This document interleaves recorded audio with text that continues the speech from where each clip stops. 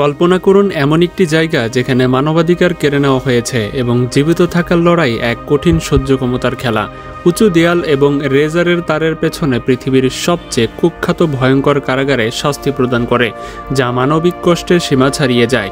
Rocky পর্বতের আলকাট্রাস থেকে ভেনেজুয়েলার অতিরিক্ত ভিড় করা সেলে গ্যাং যুদ্ধের মতো ভয়ঙ্কর পরিস্থিতি।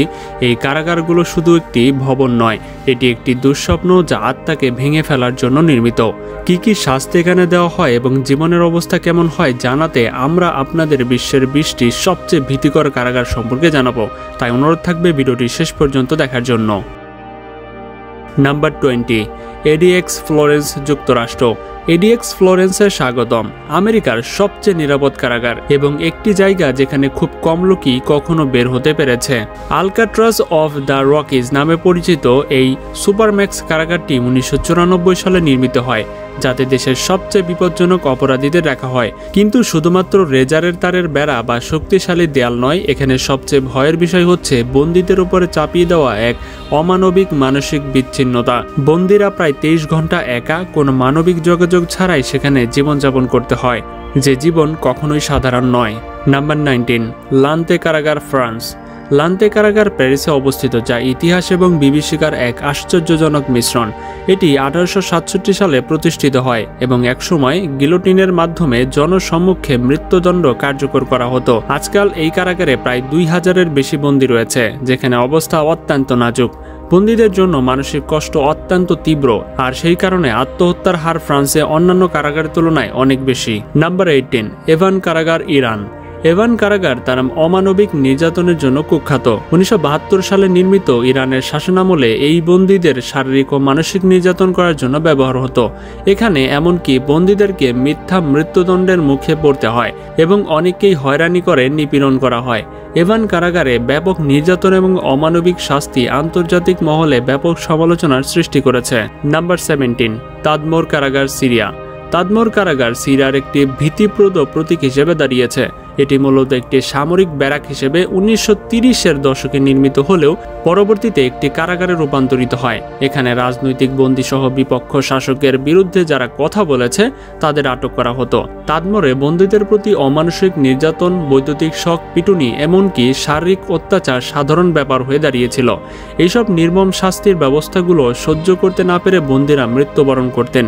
তাদমোর কারাগারের কথা সবসময় স্মরণ করা হয় যে এটি একজন মানবাধিকার লঙ্ঘনের মূর্ত রূপ।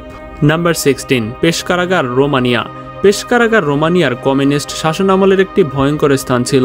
এখানে রাজনৈতিক বন্দীদের এক ধরনের পুনঃশিক্ষা প্রক্রিয়া চালানো হতো, যাতে তাদের সমাজতান্ত্রিক চিন্তাধারায় রূপান্তর করা যায়। এই প্রক্রিয়া এতটাই নির্মম ছিল যে বন্দীদের মস্তিষ্কে গভীর আঘাত এসে হতো। পেশ কারাগার বন্দীদের উপর নির্যাতন, অত্যাচার, শারীরিক অত্যাচার ও শ্রমের মাধ্যমে শোষণ করা হতো। নাম্বার 15, চিনিং কারাগার, চীন। চিনিং কারাগারের বন্দীদের পুরোপুরি পরিচিতহীন করা হয়। এখানে বন্দীরা নামের পরিবর্তে একটি কোড নাম্বার পায়, যার মাধ্যমে তাদের নিজেদের পরিচয় খুঁজে পায়। কারাগারে বন্দীদের যেমন নিয়ন্ত্রণ এবং শাসন অনেকটাই নির্দিষ্ট, যেখানে খাবারের পরিমাণ, পরিশ্রম সবকিছু নিয়ন্ত্রণ করা হয়। বন্দীরা প্রত্যেক দিন কঠোর পরিশ্রম করে থাকে এবং তারা কখনোই তাদের কাজে সাফল্য বা প্রশংসা পায় না।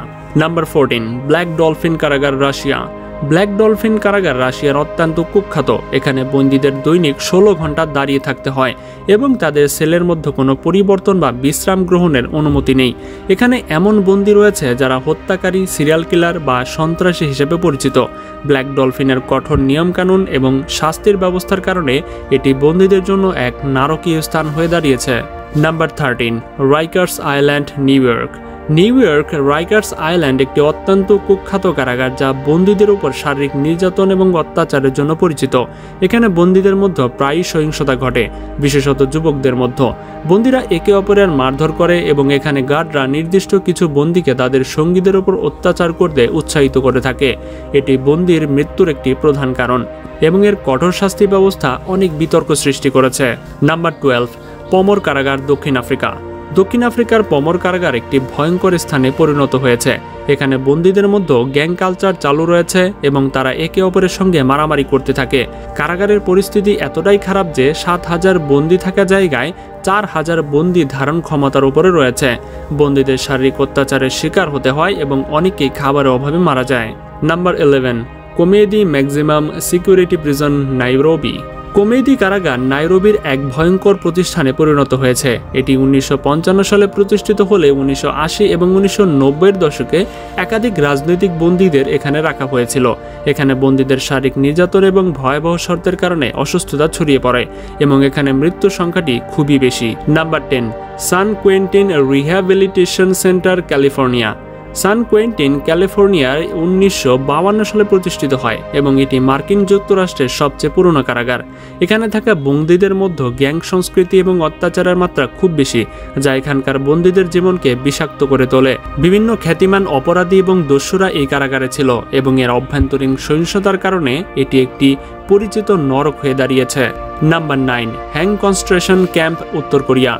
উত্তর কোরিয়ার হ্যাং কনসেন্ট্রেশন ক্যাম্প 2022 রাজনৈতিক বন্দীদের জন্য তৈরি করা হয়েছিল।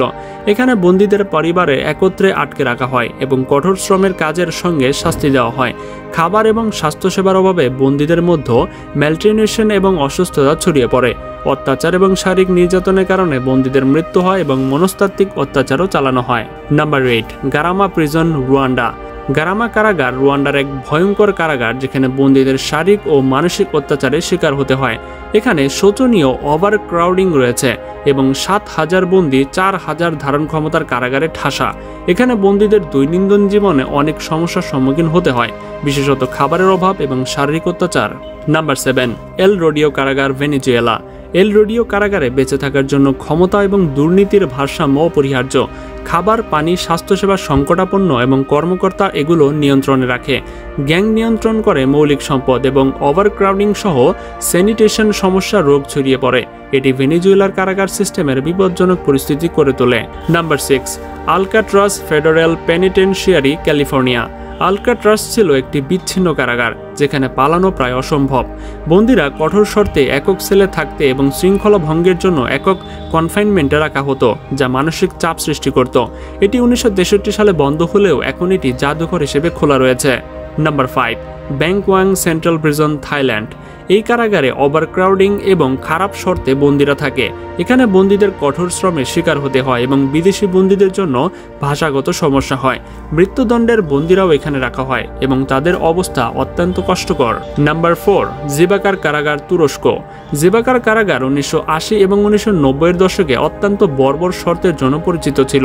এখানে অত্যাধিক ওভারক্রাউডিং ছিল এবং বন্দীদের শারীরিক এবং মানসিক নির্যাতন করা হতো।